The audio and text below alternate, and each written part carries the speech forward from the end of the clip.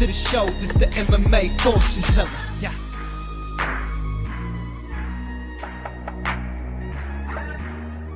The MMA fortune teller. The teller. What is up, you guys? Teller checking in for the recap of UFC 282, a card that very much delivered a lot of exciting finishes throughout the card.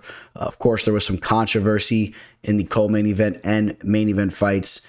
In regards to the judges, you guys got to hit up the comment section below and let me know what you thought about that situation. I have heard a few of you guys out there that felt like the right decisions were made, but for the vast majority of what I've seen has been people complaining that the judges were off. So curious what you guys think about that. It was another profitable event here for the teller. We hit 2 of our 3 plays. We lose 1 play. It was a smaller play of mine as well. We'll get to that.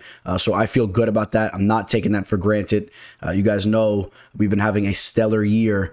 And again, I won't take that for granted because we've had some rough times throughout the years. Of course, betting on sports and betting on MMA and consistently profiting year to year is very tough to do. So I do not take that for granted. And I'm excited to talk about the hits that we had. All right, guys. So also, if you're not following me on Instagram already, I highly recommend you guys do. We've been posting all types of dope comment. We now do the main card matchups, which I'm doing here as well. Of course, we talk about each fight and who should be next. I don't want to give you guys any spoilers, but that's on Instagram as well. And the reason why you see 4 instead of 5 is because 2 guys that fought in the main card, I think that they should be fighting each other next. All right. So, but if you're not following me on Instagram, I highly recommend you do. You see James Krause and Derek Minner smoking a stogie up back, plotting some stuff out.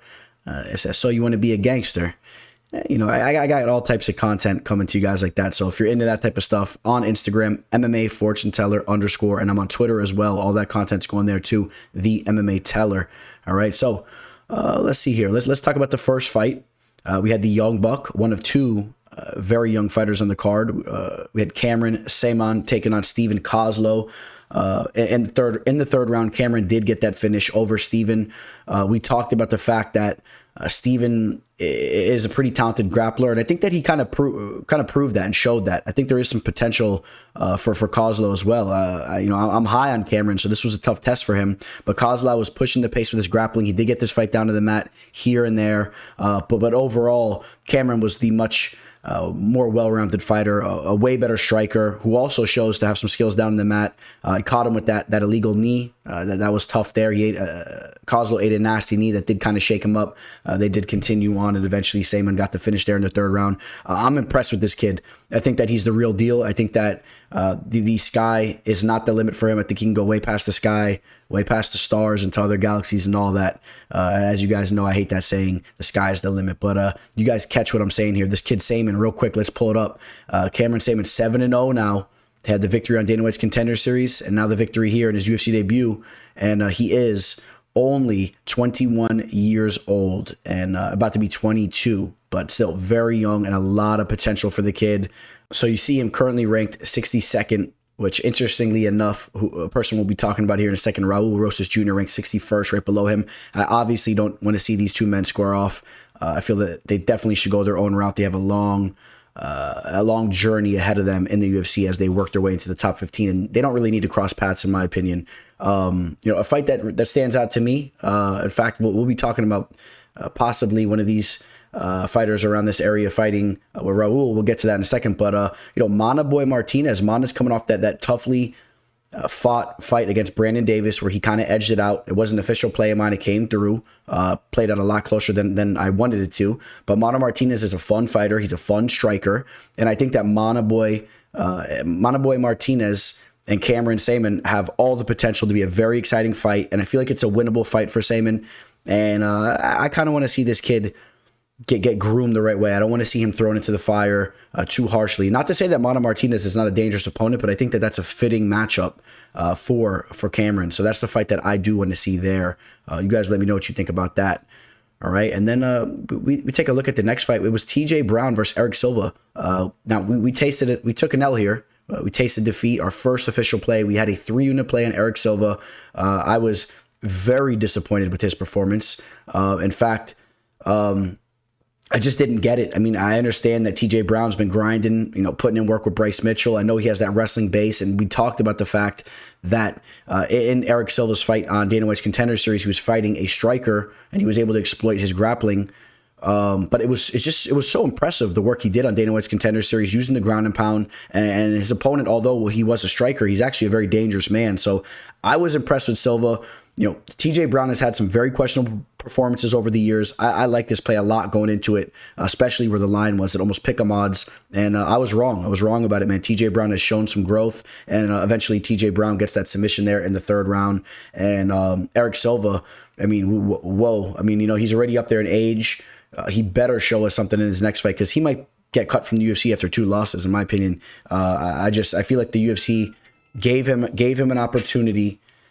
Being up there in age in the first place and getting a contract coming off the show, we don't always see that. And then for TJ Brown, I mean, I guess we got to talk about TJ Downtown Brown. Who's he getting matched up with next?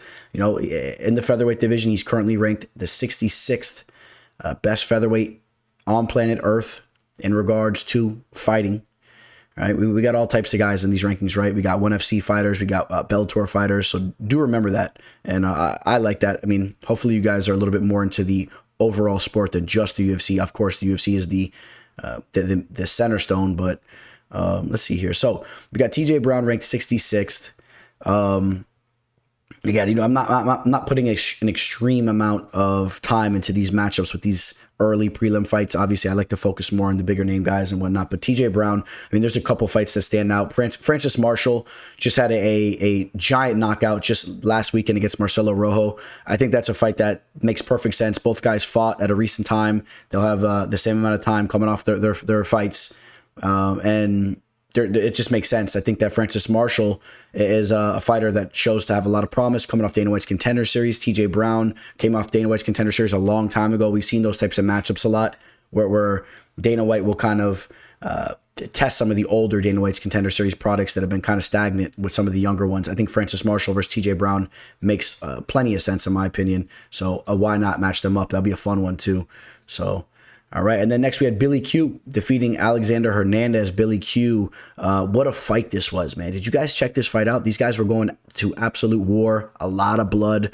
Billy Q drops the first round and then really starts to step on the gas there and gets the finish in the second round, gets the standing TKO over Alexander Hernandez. It was a proper stoppage, in my opinion. Hernandez was out on his feet. He was taking a lot of damage, and it was about that time that the ref jumped in there. Alexander Hernandez, man, he's a hit or miss type of fighter. We talked about him. He's a little bit of a head case. Started off strong. He's just, I trusted Billy Q here a little bit more. He's a little bit more of a smooth sailing type of fighter, and he's very technically sound. And you saw he stuck to his P's and Q's and got that finish. So, Billy Q, 17-4, has a good amount of experience. He's 34 years old. He's not a spring chicken.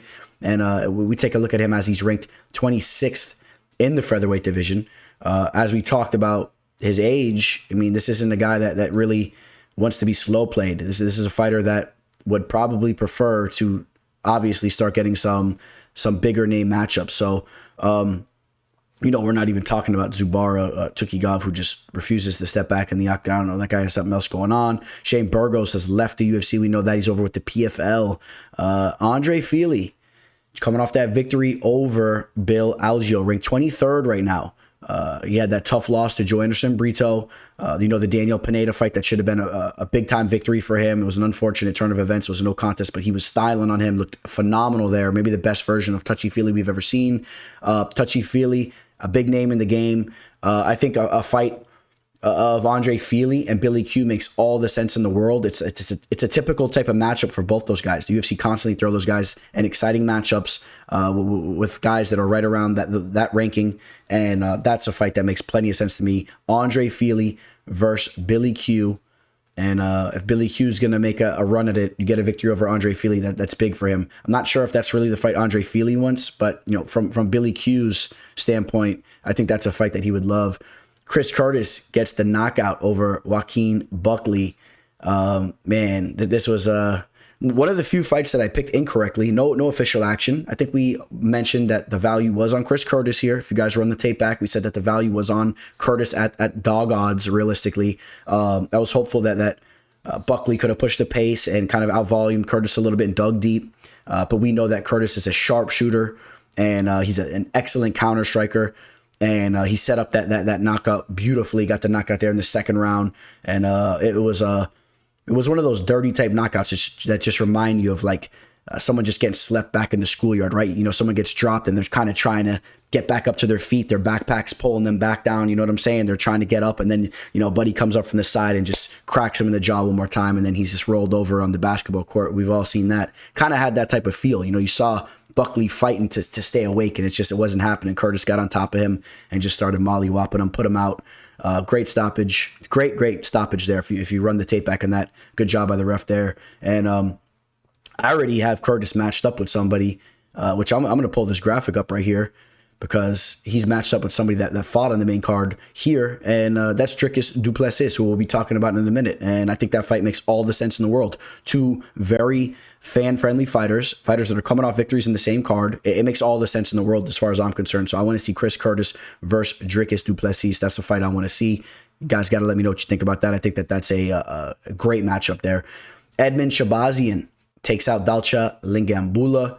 Dalcha up there in age, you know, hats off to Dalcha. He's always a fun fighter to watch. He goes out in his shield. I'm not going to sit here and bash the guy, but he's definitely over the hump, and he's getting to that point where we might start to see the end of Dalcha. Not sure if we'll see him back in the cage. I don't know.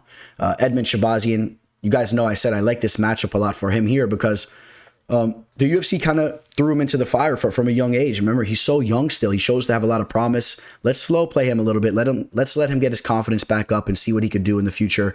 He's been fighting guys that are much more older and experienced than him, and Edmund looked beautiful here. He was constantly throwing that knee up the middle, mixing things up. We know he has good jiu-jitsu, and ended up getting the second round finish, hit him with that flying knee, and followed up with some nasty punches and stopped Dalcha there. Edmund now 12-3, and he is currently ranked in the middleweight division 19th. So we talk about slow playing him, but it's going to be tough because he's still ranked towards the top of this division. And you guys know I feel that this division is somewhat open here. So let's see here. Edmund Shabazian right here, ranked number 19th. And, you know, you see a couple guys ahead of him are all matched up. We just talked about matching Curtis up, so we're not dropping him over there in the top 11 with a guy like Muniz. The fight that's going to make sense to me is Brendan Allen. Brendan Allen ranked right above him, coming off the victory as well over Krzysztof Jotko. I think that'd be a fun fight. Guys that have similar skill sets to an extent. Obviously, I mean, all these fighters can do a little bit of it all, but both guys have good jiu-jitsu. They're technical with their striking, and I think that would be a fun fight. I do think that'd be a fun fight, and that'd be a good test for Edmund. I'd love to see that fight, actually. That's the fight I want to see. Brendan Allen versus Edmund Shabazian. And there's not really too many options there, if we're being honest. So I think that's the fight to make. And then let's see what we got coming up. We got some official plays coming up, guys. Jairzinho Rosenstruck gets the knockout over Chris Daukaus. You know, I don't say this proudly, man, but I faded the Daukaus brothers back-to-back here, back-to-back cards, and it came through. Jairzinho Rosenstruck, an official play of mine, where we caught him at minus 175 through 3 units at it. Now that's not going to completely cover the loss that it took on Eric Silva, the 3-unit loss, but bear with me, and we will regain all the units we lost plus more. So Jairzinho Rosenstruck, if you guys remember the recap I did on this fight, Rosenstruck, we all know he's a dangerous striker, but sometimes I feel like he's a little bit underrated as a striker. He's an absolute technician on the feet. He has ridiculous power. Check his highlight reel out. Chris Daukaus has been on shaky feet the last couple fights, and it's not just that he's getting caught with shots. You could see he's a little timid in there. After getting knocked out once, you could see that he stepped in the cage the next time, and he really wasn't the same man, and I was expecting a little bit of that. You look across the cage, and you see a guy like Jairzinho Rosenstruck, all right? I mean, let's be honest, man. He's a frightening man, especially when you know stylistically he possesses that same potential to put you right back where you were the last time when you were in the cage, getting slept, and that's exactly what happened. He made quick work of him. 23 seconds, it's all it took for Rosenstruck to get the knockout there, and that was a great fight for me to watch, man. I love those types of fights where you have official action on somebody and they just go out there and just storm the other fighter and just finish him. It was fun. Let's take a look at Jairzinho, who's 34 years old, but it's in the heavyweight division, so he has plenty of time to make one more run at this title here, man. Currently ranked 11th in the heavyweight division, And let's see what kind of potential we have for a matchup of Rosenstruck. And I'm trying to remember here. No, we didn't hit him up obviously because he's not in the main card. So Jairzinho, Rosenstruck. We're not matching him up with Stipe because obviously there's a lot of other talks with Stipe doing other types of matchups. I mean, this one's.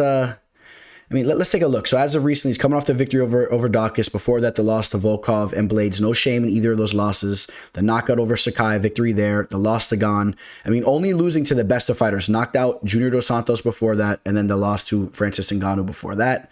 I mean, so he's already had a lot of fights with some of the top guys here. I hope I'm not forgetting here. No, of course, I don't think he hasn't fought Derek Lewis. I mean, that's a fight that I would love to see, right? We haven't seen him. I hope I'm not having a brain fart here. I don't think that fight's ever happened. We've seen so many big time knockout artists fight each other recently, and it almost seems like a fight that should have happened. That's a fight I would like to see, but we know Derek Lewis just pulled out of a matchup very recently here. He was coming off a knockout loss. I don't know if that's exactly what's going to happen, but it's kind of tough to give him a matchup because some of the guys in the top 10 here are coming off losses. Tai Tuivasa is coming off 2 losses. Is that a fight that they're going to do? Tai Tuivasa, you take a look at what he's been doing as of recently. I think that would be a fun fight. Tai Tuivasa versus Rosenstruck. Tai Tuivasa still has a lot of respect as far as the rankings go. Even though he's coming off 2 losses, I'm going to say that that's the fight that makes sense. I mean, Tom Aspinall is going to be out for a while. He just fought Volkov. Does he fight Marcin Tybura? Is that a fight that we're going to see? I mean, you see Tybura has been doing his thing here for a little bit. Maybe that's a more realistic fight. If you guys wanted me to give you a more realistic option of what may be happening, maybe it's Tybura versus Rosenstruck. I think that is more realistic, but I would have no problem with a Tai Tuivasa or Derek Lewis matchup with the Rosenstruck. And that's really, I'm looking ahead. I guess we could scroll back a little bit too. I mean, let's see here. Sergey Spivak, of course, that fight just fell through. So Spivak's probably very anxious to get back in there. That's a fight that we could even see if Rosenstruck wants to get back in there. That fight was quick. That just happened. So he's probably ready to jump right back in there. Those are the fights that we're probably looking at right now, if we're being honest. It's probably going to be Sergey Spivak or Marcin Tybura. And I think I'm aiming more for the Sergey Spivak matchup. That's what I'm wanting to see. I want to see the Sergey Spivak versus Jairzinho Rosenstruck. Let me settle in with that. I'm rambling on a little bit too much. That's the fight I want to see. Spivak versus Rosenstruck. They're both ready to go. Get those men locked in the cage together. A little bit of a stylistic clash there. Kind of a grappler versus striker. I like that matchup. Raul Rosas Jr. takes out Jay Perrin. Listen, all respect to Jay Perrin. I personally like fighters that are confident, and I know some people say that that's a sign of them lacking confidence when they're kind of bashing their opponent or whatnot. You guys know that's not the case because we see fighters come in with that same type of energy and go in there and starch opponents at times. Sometimes it doesn't work out. I think Jay Perrin was really trying to make a run at getting a W here and was just trying to give himself some confidence, and it was not the case. He got sliced through like warm butter. Raul Rosas Jr. was a sharp blade. Got the rear naked choke of him in 2 minutes and 44 seconds. And Raul Rosas Jr. is without a doubt, he is without a doubt a very promising fighter at the age that he's at. This is a career martial artist. I love these types of fighters. You guys know I said I'm a fan of the kids. I love some of the stuff he's saying on the mic. It is a little tough to understand what he's saying at times. I think that takes a little bit of zest off what he's saying. But the kid has the it factor, and he has a lot of potential. So, now we talked about his ranking already earlier. He's way back still, and I want to see him slow play himself into the top of the division. Let's go find Raul Rosas way deep in the back. We're going to scroll back one more page where you will see Raul Rosas Jr. currently ranked the 61st fighter in the division, which is understandable. Again, right? He's so young, just only has his first UFC victory under his belt. We talked about Monoboy Martinez potentially being matched up with Cameron Samon. I would have no problem if that's a fight that they want to give Rosas Jr. as well. Monoboy Martinez. I think he's just a fun fighter that could easily be matched up with those guys. I'm looking at Aman Sahabi also, who's coming off that big victory over Ricky Tercios. I would actually like to see Aman Sahabi, who's up there in age, a career martial artist as well, his brother, one of the best coaches to ever do it. I would love to see Raul Rosas Jr. versus Sahabi. I don't know. Tell me if you think if that's a little bit of too much of a step up. But that's a fight that kind of intrigues me. It's just it's a stylistic clash of someone that just has so much knowledge and experience in the game. Even though he doesn't have a lot of pro fights, we know that he's just been around some of the greatest minds in the game. He's always been in the gym, and don't let that 11 pro fight record make you think that he's an amateur. Zahabi's a true pro. I would love to see that stylistic matchup of the young up-and-coming fighter in Raul Rosa Jr. versus Aman Zahabi. That's the fight that I want to see. Let me know what you guys think about that matchup there. As we start to cruise up to the main card, which I'm very excited to talk about this fight. You guys know that. We're going to be talking about the final play that I had on this card, which was Ilia Topuria to defeat Bryce Mitchell through 4 units at this. And we grabbed this at -145. If you guys check the line on this fight right up to the point where this fight was about to kick off, I saw Topuria way up there, closing in at almost a 2-1 favorite on some books, which was funny because you saw a little bit of action coming on Bryce Mitchell early in the week. I was laughing when I saw that. I knew that this line was going to bounce back. People were going to start to remember what Topuria is all about. People were forgetting the fact that Topuria, his background is grappling. He has a grappling background. He's just been knocking dudes out left and right in the octagon. So people, so I think some people were slipping on that, thinking that Bryce Mitchell was going to go out there and just take him down and control him. Now, Bryce Mitchell had a little success in the first round, but you saw Ilia start to stuff those takedowns. He was sprawling beautifully. We saw the big power shots just glancing off Mitchell just missing an early knockout, an early first-round knockout. He started to land some of those big punches, though, in the second round, eventually stuffing the takedowns of Mitchell, just flopping him down on the mat, getting on top of him. He was in side control. He was resting the knee across his midsection. He was doing so many beautiful things in there, eventually just slipping right into that arm triangle choke. It was an absolute masterclass of a performance. And this is the fight I want to see. The fight that I want to see next. Some of you guys might think it doesn't make sense. Why not? Why not? I mean, I understand why the UFC is going to try to avoid it because they're trying to groom Paddy and keep making money off him. But we know what's going to happen if Topuria fights Paddy Pimblet. And that's the fight that I want to see. We already know that Topuria has no problem with jumping up one weight class. We know he'll be smaller than Paddy Pimblet, but he shows to be much more talented, in my opinion. It's a fight that would be a true treat. And if you guys really want to hype Paddy up, for all you Paddy fans, I mean, he has that size advantage, and let's see if he can maybe squeak off a W if the judges can help him out again, and then he gets that grudge match victory, and that would do wonders for his hype in his career. But we know what would happen there. Topuria would starch him, and that's the fight I want to see. You guys know that I'm not the biggest Paddy Pimblet fan going into this card, or I wasn't the biggest fan going in. Imagine how I feel about him now. We'll be talking about him in a second here. Dricus du Plessis gets the victory over Darren Till. Absolute domination.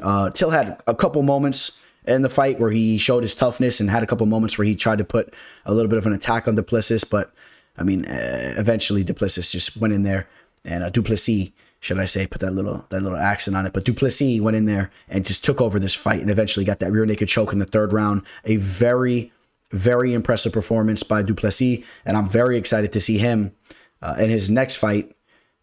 Who I said already, I hope that he gets matched up with Chris Curtis, and the victor of that fight will really, really start to get some big momentum in the division, and that's a very fan-friendly fight. I think we could see somebody get knocked out, or we could see some very exciting striking exchanges there. That's the fight that I want to see, as I already told you guys there. So Santiago Ponzinibio gets the third-round knockout of Alex Morono.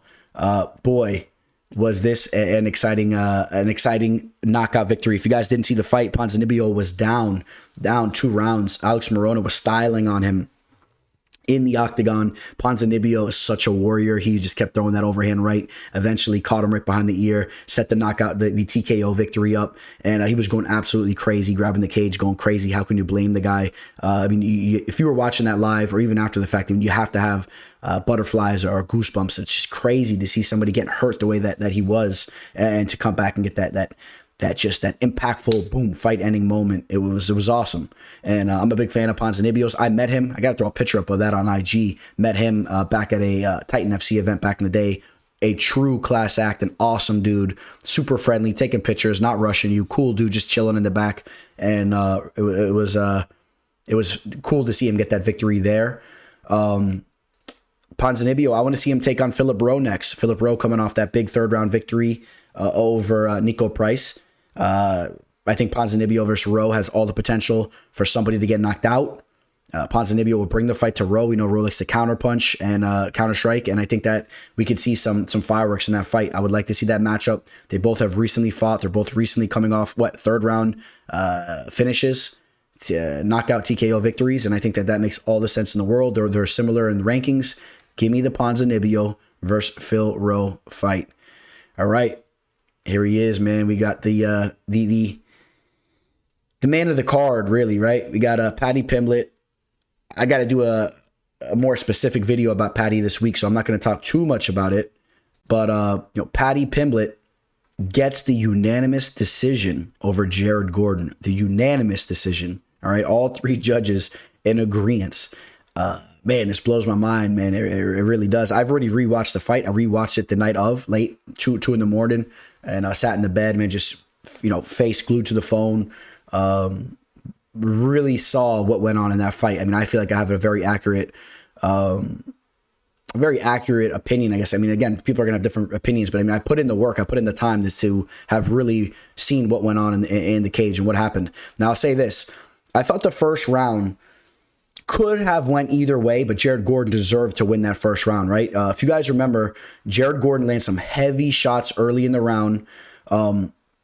Paddy Pimblet started to put some volume, and he had these moments where he was whipping the leg kick and he was put a little bit of an onslaught on Gordon at times, kind of pepper him up. It was really all covered up, though. Gordon was shelled up, and a lot of those shots, Paddy was just tagging on the arms and the hands. Run the tape back.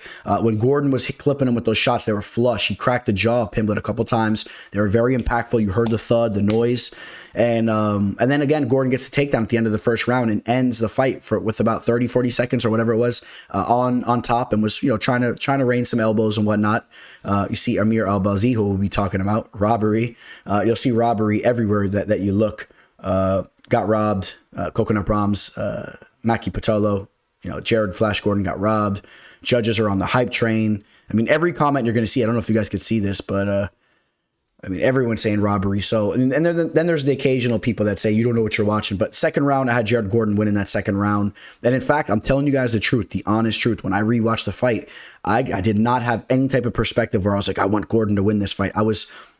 It's oddly enough, for some reason, I was kind of wanting to see Pimblet win this fight, watching it back. I wanted to know that the judges didn't fuck up as bad as they did. I wanted to watch it and be like, all right, it wasn't that bad. It could have went either way. But I really couldn't come to that conclusion because I felt that Gordon should have won that first round, even though it was close. It's like you want the fighter that won the round to win the round, period. If he went in there and you're watching the fight and like, yeah, that guy should have won the round. He should have. Okay, when you get a takedown too, let's stop underselling these takedowns. When you're on top of a man for almost a minute or even a little bit less, whatever, but that's a significant point in the round, especially when you've already been landing the much more heavy and flush shots on the feet, okay, and the other guy put some volume on you and did some leg kicks. What about, you want to talk about significant damage? I don't care if you get cut open by a shot, and there's blood. If you're getting cracked to your dome, getting cracked with a solid, clean shot, I put more weight into that than a fighter just kind of pressing forward, punching your gloves as you guard up. All right, so but a takedown is significant. When you get on top of a guy, that's significant. When you're dominating them and you're on top of them and you're pushing their face in the canvas and you're peppering them up a little bit, dropping an elbow. I mean, that is significant. You're owning them. You're owning them in that moment. All right, if you think about what a fight is, when you're on top of somebody, when you're looking at the scoring criteria, that's very significant to be on top of somebody if you're actually even trying to hurt them a little bit too, not just sitting there sleeping. All right, so first round I had to give it to Gordon. Second round I gave to Gordon. Third round, I gave that to Gordon as well. Gordon wasn't as exciting in that round. He was kind of pushing him against the cage a little bit, but controlling him. But I gave him all 3 rounds, to be quite honest. And again, when I was rewatching it, I wanted Pimblet to have won this fight. But I did not like the fact, and the reason why is because the way he got on the mic and he was so arrogant saying he won the first 2 rounds and he cruised into the third round. I'm like, I got to rewatch this, man. I hope I didn't just see what I saw. I was, kind of double checking because, of course, the first time I watched the fight, you know what I mean? I'm hanging out, you know how it goes. We're partying, whatever. It's a little different, even though I'm watching everything, but it's different than sitting in a quiet room just staring at the screen right in your eyes. So Paddy Pimblet should have lost his fight, and I don't like his attitude. Something about him. I guess the fact that Paddy Pimblet, to me, I don't understand why he's getting all the hype in the first place. To me, he's like a poor man's Conor McGregor. He doesn't have the fighting ability like McGregor has, or had even, that McGregor used to go in there and put on a show, starch guys. Paddy Pimblet hasn't shown me anything. He's almost getting knocked out by guys like Luigi Vendramini and his debut. He has decent grappling, but you can see what's to come. It's not even a question. Okay, Paddy Pimblet is a ticking time bomb to get knocked out in the cage. I'm telling you guys this right now. I guarantee it. I guarantee it. He's going to get knocked out within his next 2-3 fights. If the UFC gives him any type of striker, he's getting starched. His striking defense is so bad. When now, even breaking down tape on him going into this fight, he's so upright. He stands so upright, and his chin is just sitting there on a tee, and someone's going to just tee off on it. I'm telling you guys. Mark my words. I promise you guys on that. He's going to get knocked out. So that's a betting line that you can target depending on the matchup. But I don't really like his personality. I think that he's a goof troop. I really do. I think he's a goof. And I'm usually not like that. I'm not really so judgmental with some of these guys. But I wish his style was a little bit more dope so I could be like, good. He got the robbery and his career continues. You know what I mean? But he's just not cool to me. He's not. So he's just a goof. Yeah, like real quick, and I'll say this and then we'll move on. But there was even a video that came out recently where like this guy went up to him and he's like, "You saved my life." It was a little bit of an awkward moment, whatever. But the guy's like, "You saved my life because your post-fight speech." And Paddy Pimblet was just like, "Oh yeah," and then literally barely acknowledged the guy, started looking, talking to other people, and the guy's sitting there all awkward, And it's just like you want to have this type of perception, like you're all about helping people and this and that. But it's like look at you in the real moment when that's happening, man. Go tell that guy how proud you are of him, and give him a look in the eyes, man. Give him some energy, the same way you grab the mic when everyone's watching you. It's just this guy's a goof. I don't know. And it's not that big of a deal, but that's how I feel. I'm on here, I'm on the mic, I'll tell you how I feel. And obviously I'm going to go a lot more on about this. But Paddy Pimblet gets the victory there. I already said I want to see him versus my boy, Ilia Topuria. Let Topuria starch him. Topuria has gained a lot of respect, in my opinion. I like this dude. I like the way Topuria was at the end of the fight. Gave his respect to Bryce Mitchell, and he's a real deal class act, and he's the real warrior. Paddy Pimblet's a goof. Topuria would handle Pimblet in any type of situation in the real world, in the cage and all that. So I like the way he handles himself, and he's a G. And then we go to the main event where we're going to talk about a little bit more of a controversy. I won't go on too much about it, but Magomed and Ankalaev should have got the job done here. I think that maybe it was a little bit exaggerated, but he should have got the job done. I had him winning for sure 3 of the 5 rounds. Of course, the later rounds, if he really got the takedowns, he really took over the fight. Some of the early rounds were kind of closer when you rewatch them. I mean, he did have his legs chewed up. He was limping. I mean, the judges are going to look at that in a significant manner. He's getting some real damage done to him there. And I don't know how good you guys can see this, but MMAdecisions.com, we'll just pull this up real quick. The split decision draw. Sal D'Amato scores it a draw. But the 10-8 to Ankalaev in the 5th round, but giving Jan all the first 3 rounds. 48-46 was for Derek Cleary, scoring it for Ankalaev, which was probably the most accurate scorecard that I think we saw there. And then Michael Bell scoring it 48-47 for Jan there. And real quick, look at the media scores. Ankalaev, all the way down, where then we only had two MMA media personnel scoring it for Jan Blachowicz, Tyler Treese from Sherdog and Tim Burke from Bloody Elbow. Not a fan of Bloody Elbow these days. It used to be one of my favorite websites, but they really fell off in my opinion. And Tim Burke is, let me not even say. But, so, I mean, we'll just cut to the chase, man. Like, at the end of this fight, Ankalaev, he needs to watch himself because he was getting feisty on the mic, and Dana White does not play that. I actually feel that had a little something to do with the fact that Dana White said, you know what, we're going to throw Glover Teixeira and Jamal Hill in a main event slot for the vacant title. I feel like that was a perfect way to say, shut the F up, Ankalaev. We run the show here. Don't test us like that. Because Ankalaev was saying some things that might have got lost in translation. But Ankalaev was saying he doesn't know if he wants to fight for the UFC. Then later on, he retracted that and kind of said he doesn't want to fight in Vegas anymore, which was a smart move to retract that. So when I made this matchup here, this was before I saw him retract that statement. I know that Dana White was not happy with his post-fight interview. I had Ankalaev matched up with Vadim Nemkov. Not likely, but more of a for fun situation. Wouldn't be shocked, though, if the UFC, Ankalaev loses a fight or something, or goes out there, puts a couple more fights on, puts on some showcasings that are not as exciting, Dana White will part ways with Ankalaev quick. I'm letting you guys know that right now. I've seen this happen with other fighters in the past. If he doesn't like your energy and you test him a little bit there, you better pay your respects to Dana, otherwise he'll get rid of you quick. And I could see Ankalaev going over to Bellator and easily fighting for the belt against Nemkov. I would love to see that matchup instantly. So, not the most likely situation, but in the meantime, Magomed and Jan are going to have to sit back. Teixeira and Jamal Hill are fighting for the belt. So that is the recap of UFC 282. You guys let me know what you thought about my matchmaking there and what you guys thought of the card. And again, we hit 2 of our 3 official plays. We profit roughly 2 units on the card. Another profitable event. Been absolutely killing it. You guys are slipping. If you're having trouble making money on these cards, you're slipping if you're not reaching out to me, because I could have you guys watching these events making some good money. If you would have been following me the last 2 years, you would have made a great amount of money, and you're watching the fights and you're enjoying it. So if you guys are dug in a hole and you're losing money and you love watching the fights and now it's messing with that and you're not in a good state, you reach out to me, man. All right.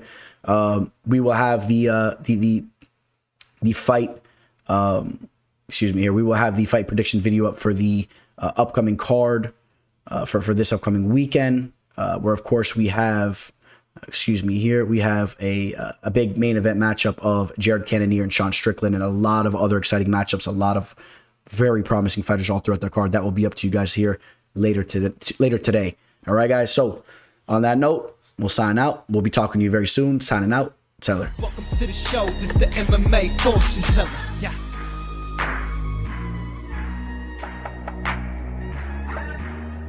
The MMA fortune teller. The teller.